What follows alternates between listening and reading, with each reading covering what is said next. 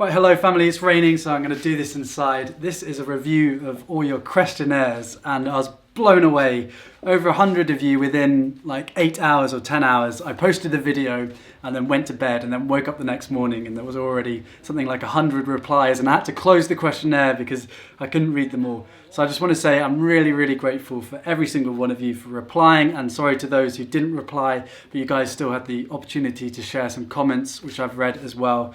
And man, it was so enjoyable to read all of this. You guys are also lovely. I promise you I just did it to get feedback from you, but it was very lovely for me to read all of this as well. So it was great for me. I might have to do this again. So in this video, I just want to share a few of the ideas that you guys have had and comments about the channel and stuff like that. So this was an interesting one. Quite a few of you, there's Sam who's 19, Jero who's 48, Caleb. They really liked the lost hard drive episode where I deleted my hard drive, losing everything, and it was the first time that I really had to apply the Taoist principles to my life.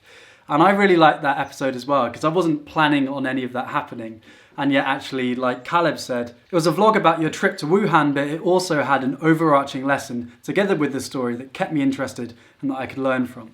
And I really like that idea of not just having videos explicitly talking about big ideas, but just through the way that things happen in like a vlog style, that actually we can see how Taoism and important ideas can apply to our everyday lives. Related to that, there was tons of people. We've got Hans, we've got Panos, we've got many more that I didn't write down the name of. They were saying they want to see Taoist principles applied to everyday life. But yeah, this is something that I'm really thinking about as well, because this journey hasn't been just about me talking about Taoism. It's about actually applying it to my life, not just when I'm on the mountain. So certainly that's going to be an important part of the channel, where I share how the Taoist ideas can be applied to me being in a high pressure job and actually being back in the real world. A few of you said you wanted to see more interviews. You really enjoyed the Joseph Kaufman interview, the guy who traveled around the world talking to different spiritual masters, and I really loved that episode as well. So I'll try and find more people that we can talk to. So one of the things that I love the most about this is just the range of people that replied. So we've got the youngest person who was 13, that was Refe, sorry if I pronounced your name wrong,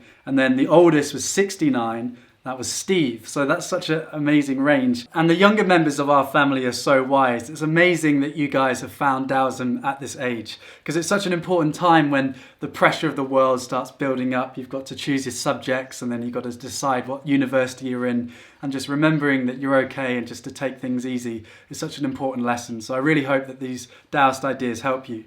And so we got some amazing comments from young people. We got Luke, who's 16. So he says he likes to see my journey because it's much easier for him to learn the lessons when it's applied to a human life.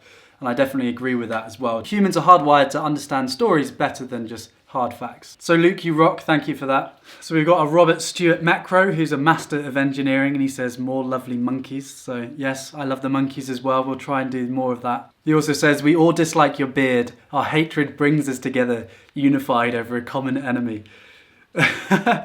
Yeah, fair enough. The beard has been a bit ridiculous over the last 6 months. Mario 19 has an idea, which is to permanently move to China. Okay, thank you for that idea. I'm not sure that can happen in the short term, but who knows? And there's Dexter, who's 17. He says, it's also really nice as an audience member to really feel part of your content. In fact, stuff like this survey you're doing now creates an amazing two-way process. Yeah, I couldn't agree more, Dexter. The two-way process is really important to me. In fact, I've been thinking about ways that we could bring this community into the real world. I'm trying to plan an event in September in the real world in Bristol, my hometown, but it's still a secret, so I'll talk about it soon. Okay, and let's finish with the taglines. A few of you were wondering what these taglines were about. And basically this is what I'd say at the start of the video for the people who are new to the channel to try and understand what the channel is about. So if you didn't read the questionnaire, they were, this channel shares the hobbies and ideas of inspiring people, helping you live longer and happier. And the second one is, this channel fights the underminer, the voice in your head that brings you down. It equips you with the ideas and hobbies of awesome people, helping you become happier and healthier. Okay, so there was actually quite a mixed response on this. A lot of you identified with the second one about the underminer, and I identify with it as well, because obviously I've been on this journey trying to take the underminer down. But actually quite a few of you made the point that actually it brings unnecessary negativity into the channel, because a lot of people don't realize that they're fighting the underminer. They just get unhappy and they don't really understand why. And I do want the channel to be positive about showing all the amazing things that people do. But a few of you had great ideas. There's Sabine, 19 years old. Ideas and hobbies from dreamers and doers. I like that. George's super fucking awesome adventures from Andrew, 26. That was a funny one. He was joking. Sharing ideas about culture, philosophy and health for a better life. Miguel 26, I like that. So thank you for all those ideas. I'll leave you with one last comment, which is from Remy Den Hartog. Please mention that sometimes you utterly fail at what you're doing, because don't get me wrong, that's why you're so darn charismatic. The way you got beat up by that Kung Fu master was absolutely hilarious. I find it inspiring the way that you're not afraid to fail, and it always pays off because you make interesting friends and make a lot of the viewers laugh. That's really powerful. Thank you, Remy. I'm glad that you enjoy my failures. Yeah, I don't mind sharing my failures. You know, sometimes I get embarrassed sharing it on the channel, but most of the time it's fine. Because being silly is just part of being human.